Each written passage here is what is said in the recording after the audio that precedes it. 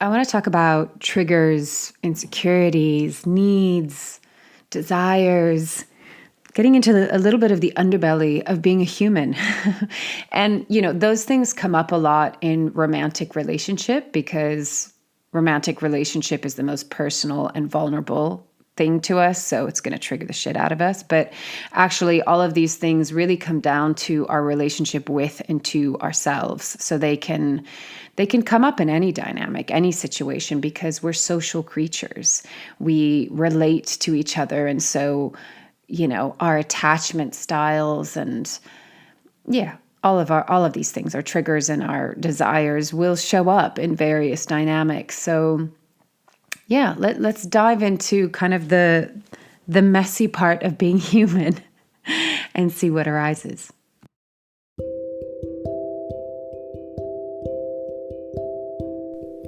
This is Corinne Bloom, and you're listening to Raw Conversations.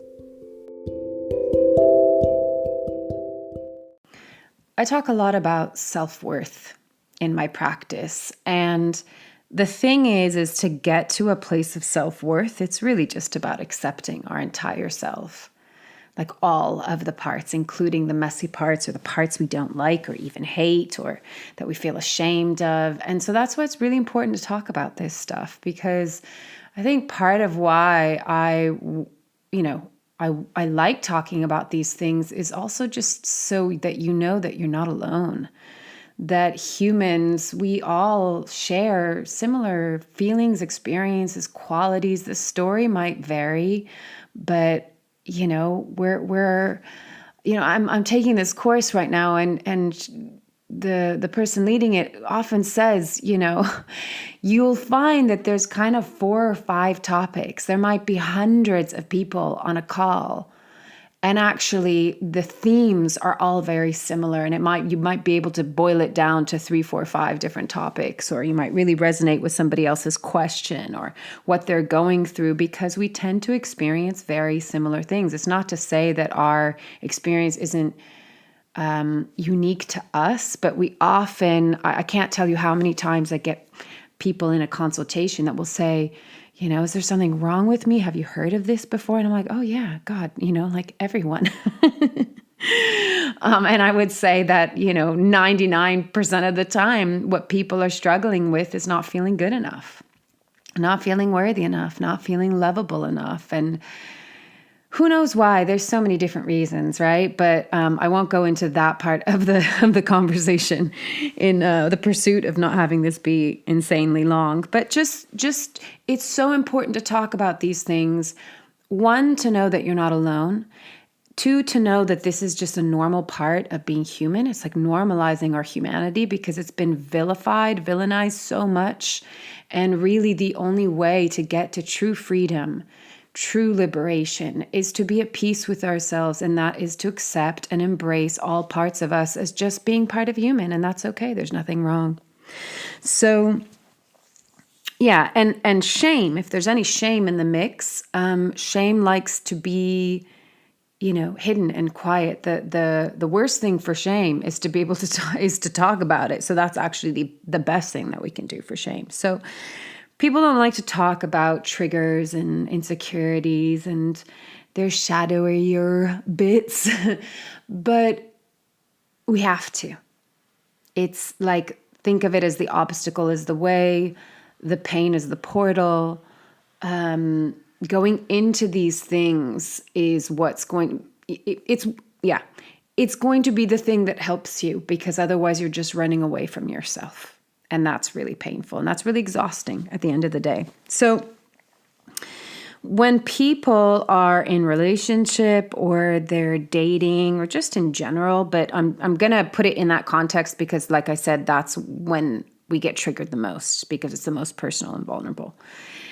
We kind of like to pretend like we have our shit together and there's nothing quote unquote wrong with us, and we're mature and like nothing, we can't do anything wrong. I'm not saying we all do that, but in general we tend to kind of err in, we lean in that direction. I don't know why. I don't know why it's so hard for us to be humble and to be like, shit, sorry, I'm wrong, I was wrong, or I'm sorry, or that takes so much humility. And again, I think that's a really important part of this process, because when I talk about authenticity, which is what I base my work a lot around, it's really just about being honest, and it's about being who you truly are, no matter what you're thinking, feeling, or experiencing. Obviously, being self-responsible and having accountability. Authenticity doesn't mean you get to go around and be, an asshole and be like, well, that's my authentic self. It's like, no, that's probably not. So just being like, really getting honest with ourselves. And one thing that I've seen in my work doing this for more than a decade, and, listening to people such as Esther Perel, or a few different people that I've been listening to this week, one of the most kind of astonishing things in couples that have been together, sometimes for a very long time, is most people are not really telling the truth, and we don't really know what's going on for that person. And we actually sometimes don't even know what that person needs. It's crazy that we can be in a long-term relationship and not actually know what that person's needs are. And most of the time, I break it down to the fact that I think a lot of people don't actually truly know themselves. And again, in a society that is like all about distraction, all about pulling you away from yourself and not trusting your inner authority, as I've talked about a lot, and not knowing or trusting your own inner wisdom, your intuition, your incredible inner guidance system. And everything is like, look outside of you, look to the experts, look to, whatever, watch a bunch of funny cat videos. I mean, those are pretty cute, but do you see what I'm saying? Like, a lot of distraction. So a lot of people, I think, are walking through life and not knowing who the fuck they are. And not sometimes even wanting to get to know who they are, because their pain and their insecurity and their fear and their triggers and all of that stuff just feel too overwhelming or too scary to look at. And they think if they, peel the lid back a little bit, that there's just going to be monsters that come out and will devour them whole. And my experience doing this work is that couldn't be further from the truth. Like, you are in the scariest part now if you're not looking at yourself, because it's like that suspended, it's like a never-ending thriller where you're just in suspense, not knowing what's around the corner. That's way worse. It's way worse. Because actually what's inside of you that you're so scared of is just a little part of you that is also terrified or feeling confused or lost or alone or abandoned, rejected, neglected, all of these things.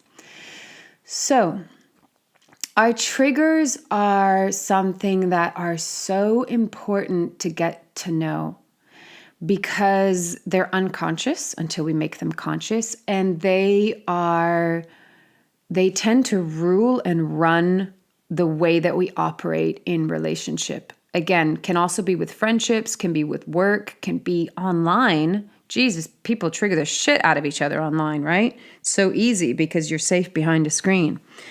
But it can come up in anything, but it will wreak havoc in our relationships until we make them conscious and we give them the loving attention that they need. So our triggers, if you don't know, if you're not familiar with what they actually mean, how would I define them? They are the thing that when somebody does something or says something, or we perceive something in a certain way, what's happening is it's something that's rubbing up against our wound, our wounding, our beliefs, or I would say our insecurities. But if you go further down, our insecurities are really just reflecting or limiting beliefs about ourselves. And I say limiting because it's not the truth of who we are. It's just who we have believed ourselves to be for whatever reason, whatever experiences we've had in our childhood or growing up, and we make a story about ourselves. And again, that story and the beliefs that accompany that story are not true. And this is actually one of the biggest I don't know, hurdles, is that the right word? One of the biggest things to really look at when we're doing this work is to recognize that most of the time we're in a story, and it's a false story.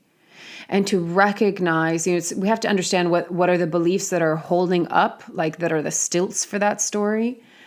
And understanding then, of course, where those beliefs come from and why they're there. So that I can't go into in this podcast. That would be something that maybe I can focus on that another time. But really, that's something that you have to experience in a session with a therapist or a coach, is to kind of go through the layers of the onion. So as I've said in the past, there's always a reason. There's always a reason for our behavior. And our triggers, you can imagine, are like on the surface. They're the first point of contact. They're like the skin, right? If you want to get to the core of like the guts and organs of your being the like kind of core beliefs, woundings, the skin is the outermost. That's the first point that's going to get touched. And so our triggers are just alerting us that what is hurting in a deeper part of ourselves, it's like the poke has gone to that. Because the thing is, like, some people can say things that are maybe mean or whatever, unkind or manipulative, but if we don't believe a certain story about ourselves, like if there's no trigger there, it just, we won't be affected. You might go, yeah, God, that's a bit mean, or that doesn't feel so good, or that person's a bit of a dick, or whatever. But the moment you create a story, you know that your limiting beliefs and your wounds are being triggered, because the story is the biggest indicator of that. So I'm trying to think of an example. It's the moment that, again, it actually doesn't matter what somebody says or does. It's the moment that you go into a story of what that means about you or why they did that. And a lot of the time, the victim comes out to play in this. And you'll recognize once you start to do this work and you start to pay attention, and as you've heard me say in the past, self-awareness. Awareness is the first step. You want to make the unconscious conscious. And so you want to be aware of, oh, what is my story? If my story is that I'm not good enough, and everyone else is happy and they get what they want, but I don't get what I want, and life is hard, or men are disappointing, or women are overbearing, or whatever, you'll recognize, if you actually sit down and ask yourself, what is my story? And you sit down and write about it. You have a think and you write about it. You'll notice that it's a story that's been on loop for probably years, if not decades, if not most of your life. It's not unique. It's not original. You know it really, really well. It's just that you've gotten so used to that being in the background, like it's the backdrop of your life, that you don't recognize that it's a story and it's not reality. So triggers are the alert system. That means like, ooh, yeah, that's poking up against my wound. In a relationship, what I will say to a couple is, when you're getting to know each other, when you're dating and you're really thinking about, being in a relationship, or you're in the early days of relationship, these are one of the conversations that are really important to have. Like, what does it look like? What are your triggers? What do they look like when they arise? What do you need in those moments when you get triggered? How can I support you in those moments when you're triggered? Now, the challenging part is normally, because all of this stuff is unconscious, when you're in a couple, both people get triggered at the same time. And then it's really hard, because you're in like survival mode. You're in fight or flight mode. So it's really hard to be grounded. And again, this is why it's important to like go see a coach, go see a therapist, so that in a calm state of being, you can talk about these things and you can understand them, so that when they do arise, you're like, okay, I remember in our session, I get the signs. I get that you're triggered, instead of just going like, well, you're being a bastard right now. and I don't like it when you do this and this, and you get into the attack and the blame and you point the finger, and you just then, again, triggers our story, our wound, our limiting beliefs. It's a cyclical loop-like pattern. You will get into the same dynamic of arguments if you're in a couple. You will get into the same patterns of dating or relationship. That's why people will say, God, I keep on attracting the same man or woman. I keep on getting into the same kind of relationships. The ending is kind of always the same. Or yeah, it's because you're stuck on loop. And until you make these things conscious, that's what they'll do. They just keep on repeating. And so, couples will, either single people or people that are dating or couples will say like, God, we're so different, or, whatever. We have these concerns, but do you think we can work through it? And what I say is always the most important thing is if you're willing to do this work, to be curious, to be self-reflective, to do the inner work, then a lot is possible, right? Or as much as is possible will be possible within the context of the dynamic of your relationship and if you're the right fit or not. But if someone's not willing to do that, nothing's going to change. Nothing is going to change because we're habitual creatures and we do things on repeat unless we consciously choose and are willing to change the pattern and to show up differently and to do the work. If one person is willing to do that work and the other isn't, one person is going to be carrying the load, and then you're both going to be, you're not going to feel like you're meeting each other's needs. So that's when I would say, probably not going to work out. There has to be a willingness, and humans can be kind of quite lazy. Like it does take a lot of work, but the work is really hugely rewarding because what it means is at the end of the day, you're not at the mercy of your unconscious behavior. You're not at the mercy of your false beliefs and the story that is ruling you. You actually get to become the creator, the creatrix of your life. And you're the co-creator and you're much more engaged and enlivened in your life because you're not a victim anymore. And that's kind of a big thing. Like we have to humbly admit to ourselves that sometimes we're really good at playing the victim. It kind of seems easier to blame others or life, or, we could get addicted to the drama. It takes a lot sometimes for us to just say, oh God, yeah, I'm playing the victim right now. Is that serving me? Am I willing to do the work to get out of it and to not just be so angry, upset, or blaming, or judgmental, or whatever at life? And again, as I've spoken to, our society doesn't really support us in being unique, authentic, empowered, self-empowered individuals. It wants us to follow and play by the rules and stay within the lines. So, you're kind of like swimming upstream if you go against the norm. And at the same time, I think that really is the path to liberation. I will repeat it again and again and again. So let's talk about needs. Because often what's happening in a dynamic when we get triggered is we feel like our needs are not being met. Needs are kind of an interesting thing. A lot of people have no idea what their needs are. And I would say that probably goes back to like being a baby and being a child. And one thing that I recognized, having done this work, understanding how belief systems work, patterns, all of these things before I had my daughter, and I had a lot of kind of, you could say, pressure to become a mother because, my clients or my workshop students would be like, oh, you're going to be such an amazing mother because you're so conscious and you understand all of these things and you're so loving and compassionate and you can hold the space and you're so understanding. And so I, like, oh yeah, I'm going to be this like Zen mama that's going to just be always giving my child, her needs, fulfilling her needs and all that stuff. And I just, I really went through a period where I was like, oh my God, I'm such a fucking failure. I can't do it. All of those people that said that would just think, oh man, nope, she can't walk or talk, or she's a total failure. But the thing is, this is what comes back to being like, sometimes being human, not sometimes, it is messy.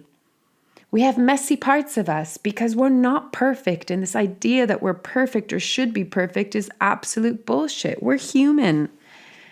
And as I've shared before, when I talk about my daughter, I feel like the best thing I can do is just show her and teach her how to be human and that it's okay to be human. And, sometimes we're going to get angry and sometimes we're going to get impatient and sometimes we're going to feel sad and mad and whatever it is, it doesn't matter. It's okay. And sometimes, you know what? We're going to have conflict and that also is okay. And the thing is how are we going to work through it? Most people are walking around not knowing at all how to resolve conflict because we're not taught how to communicate. That should be one of the most important things that we learn in school is how to communicate, emotional intelligence, conflict resolution.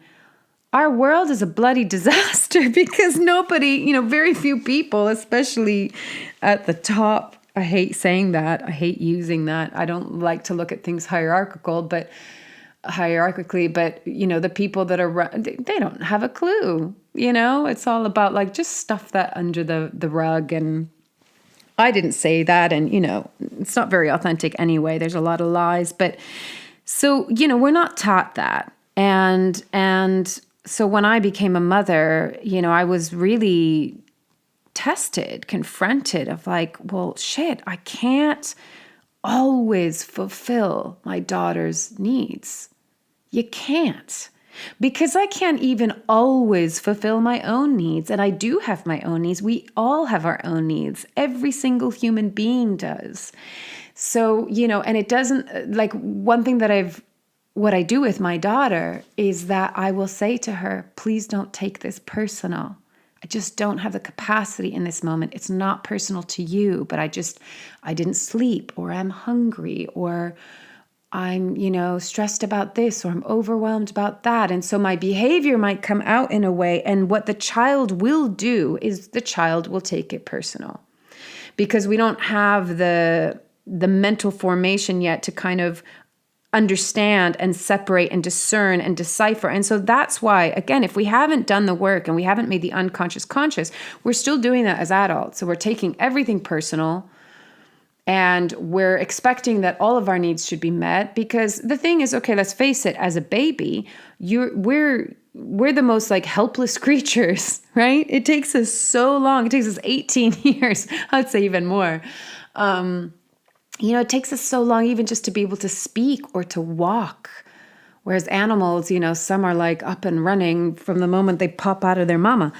So, we are a kind of delicate, sensitive creature that takes quite a long time to be self-sufficient. And this whole thing around attachment is really important in the beginning. So if you've heard of attachment parenting, people that say, no, don't pick up your child. Don't pick them up if they're crying. Put them in their crib. Let them cry themselves to sleep. They'll self-regulate. No.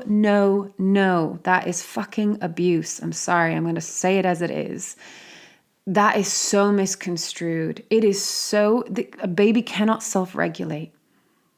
They don't have that in their physiology or in their biology or in their brain chemistry. It's not there. They need skin-to-skin contact. They need to know that we're there for them. And so in the beginning, as a parent, you are giving so much, sometimes to the expense, most of the time, to the expense of your own well-being. You're tired, you're hungry, you need some space, you need to take a shower, you need to get out, you wish you could be around other adults. Like, it's a lot of sacrifice. You're giving a shit ton. And even still, it's impossible to fulfill every single need in every single moment. And so we need to recognize this. This is why it's really important to go back and to do the inner child work and to do the healing around our childhood. And I don't care if you had a seemingly perfect childhood or a disastrous childhood. We all have our story. We all have our wounding. We all have our beliefs.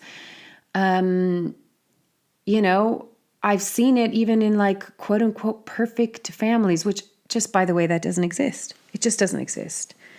So we've got to recognize as adults, and particularly in relationship, that our partners cannot fulfill 100% of our needs, just as we cannot fulfill 100% of their needs. And so sometimes when we get triggered, like on one hand, it's triggering our wound. But on the other hand, on another lane, if there's various lanes or tracks, it's because often we feel like a need isn't being met. But most of the time, we're actually not articulating what our needs are. And so again, that's why I think it's really important when you're dating or getting into a relationship, and you can do this with friends as well. You can, like I said, it's translatable into all human relationships and dynamics. But it's really important to have the conversation, or like, what are my needs? And we have basic needs, like everyone needs to feel safe. We need to feel significant, like we're important, we matter, we're unique, we're special. We need to feel loved and connected. And there's other needs that can branch out, but we all share kind of fundamental needs. But we might have personal needs, that are more unique and individual to us and our story. And what I want to add to that is, it's really good to get to know what is your wound, what is your belief, what is your attachment style. I don't like to pigeonhole with attachment style, and I think that we can oscillate between the three. I don't think we are just one. I think it depends. It's dependent on context. But when you get to know these different parts, like just see them as part of the language of who you are, the map. I don't want to say all of who you are, the essence of who you are, but your personality at this point in time. It's really good to have an understanding of all of these things so that you can communicate them with your partner. So let's say sometimes your needs are those basic needs. Sometimes your needs are reflective of where you're at with your wounding, your insecurities, your triggers, your limiting beliefs. So like you could have a need, let's say a basic need of honesty. I need honesty and open communication in my relationship. But let's say you're still coming from a kind of wounded limiting belief part where it's triggering more maybe your anxious attachment. And let's say you get insecure about something. You might say that you have a need to have words of affirmation. Could you just, in these situations, I just need to know that I'm safe, or I need to know that I'm connected to you. And then you can describe, what does that look like for you? What does that mean? How to actually show up in that. Is it something that person needs to say to you? Is it a hug? Is it this is getting into love language. Is it an act of service? So all of these things, it's like we're just trying to understand the skeleton of who we are. And knowing that if it's coming from any kind of insecurity or limiting belief or lack of self-worth, and you're working through that within yourself and with your partner, to also know that, again, is there the willingness to grow through that? So that's not just, because I've had some people kind of say, well, I feel like I'm becoming the therapist in my relationship, or the mother or the father, and I always have to affirm that they're okay, or I always have to fix it, or I always have to make it better. And that's not good either. That's going into codependency, right? So a big part of this is also taking self-responsibility and accountability. And because at the end of the day, that's also going to, not only make our relationships healthier and more balanced, but we're going to be much more self-empowered. We don't want to stay as the archetypal child. We don't want to continue to replay that dynamic as the child and the parent and the child that didn't get the need met or whatever. We want to grow up. We'll always have our inner child, but we want it to be like a loving, playful, fun, nurturing relationship with our inner child, rather than our inner child throwing tantrums and getting upset and feeling abandoned and neglected. And so we take everything personal and we feel rejected all the time. And then we get really reactive. And we don't want to be playing that out our whole lives, because if you've already experienced it, it's exhausting, right? It's really tiring. So I think we just have to accept and acknowledge and be really compassionate that we all have our version of this. And this is part of doing the work. Is get to know what your story is. What do your triggers look like? Where are your triggers coming from? What are your beliefs about yourself? What are your fundamental needs? What do you want? What are your desires in life and relationship, within yourself? What scares you? What makes you feel safe? What makes you feel joyful? what really rubs you the wrong way. It's like really just being inquisitive and curious about these things, but pretending that you do not have these things, that you don't get triggered, that you don't take things personal sometimes, that you don't get reactive, that you're not stuck in a loop or a story. If you think that doesn't pertain to you, I really warmly welcome you to take a moment to self-reflect and really drop into yourself a little bit more, because there is not a human on this earth that I've come across that doesn't have a version of that. The degree to which we get triggered, the degree to which we react, the degree to which we create drama, it just shows where you're at within that, and part of like the reason why we do this work, it doesn't mean that it just all goes away and all of a sudden you're this perfect Zen person like I felt I was expected to be as a mother. But it's the tail isn't wagging the dog anymore. It's not controlling you anymore. And the difference is that when you get to a point where you understand all these things about yourself and you really know how to show up for yourself first and foremost, then in relationship, because you will get triggered again. It's inevitable.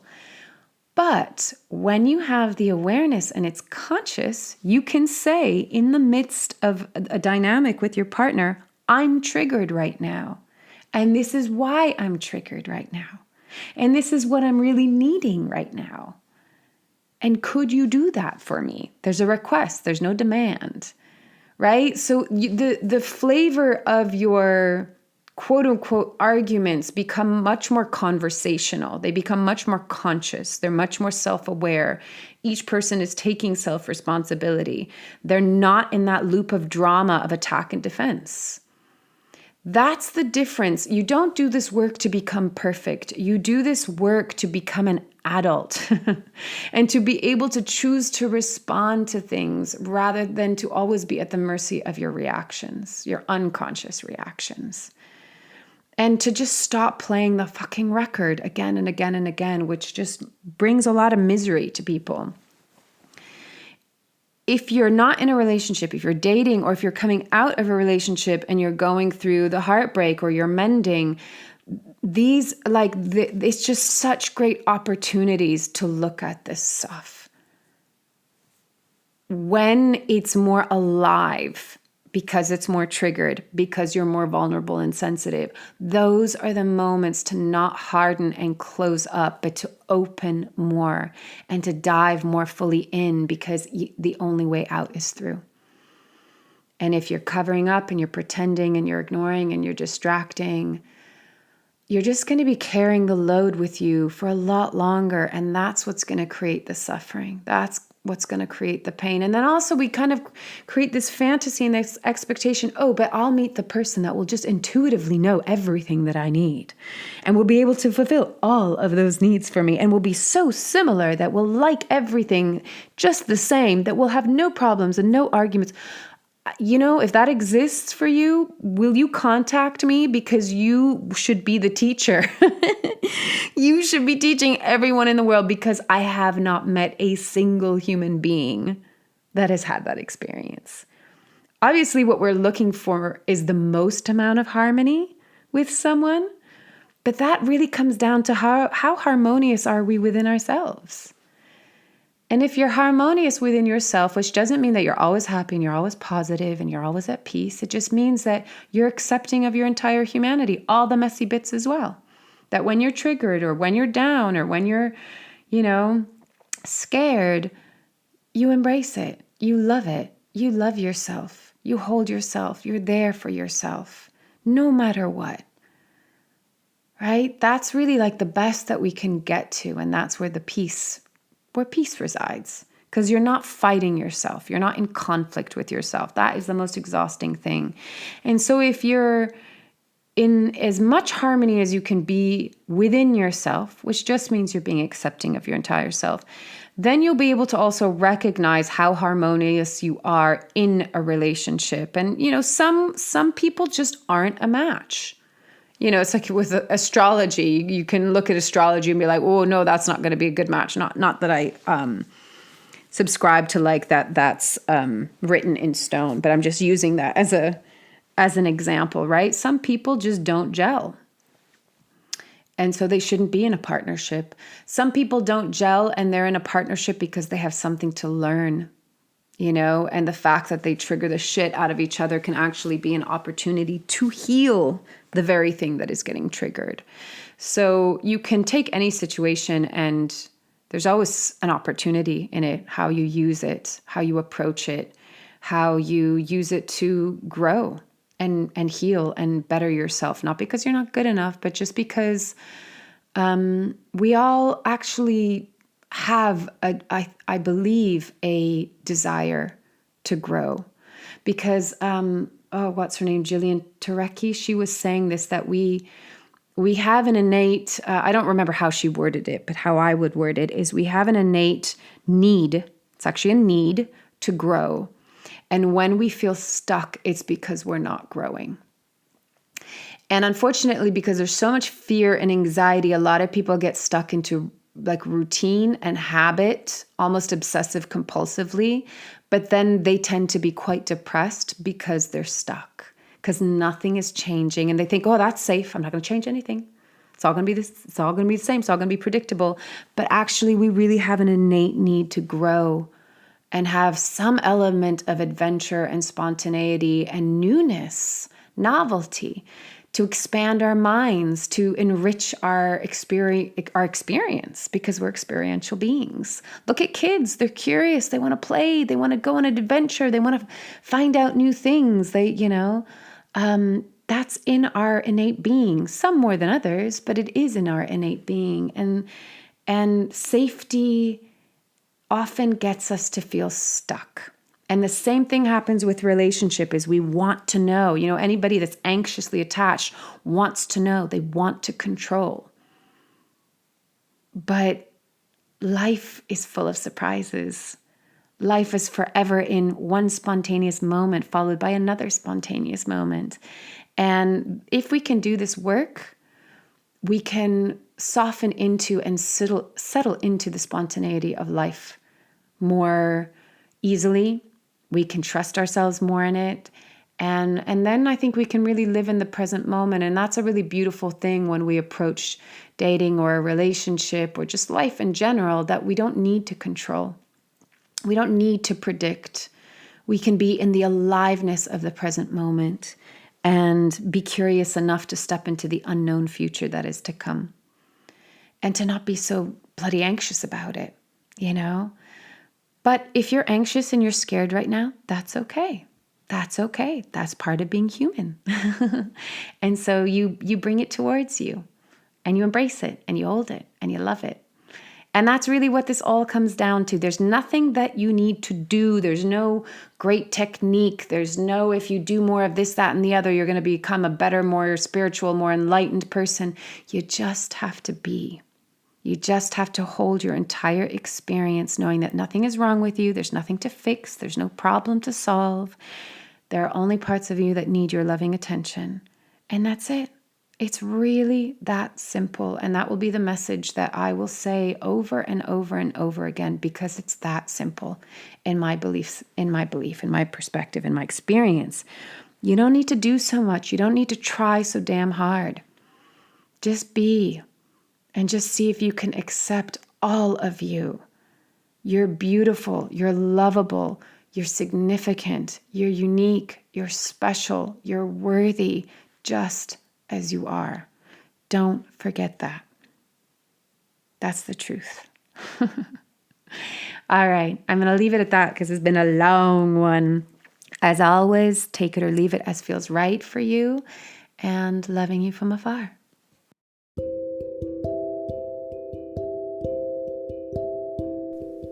You've been listening to Raw Conversations with Corinne Bloom. Thanks so much for showing up, listening in, and being a part of the conversation with me.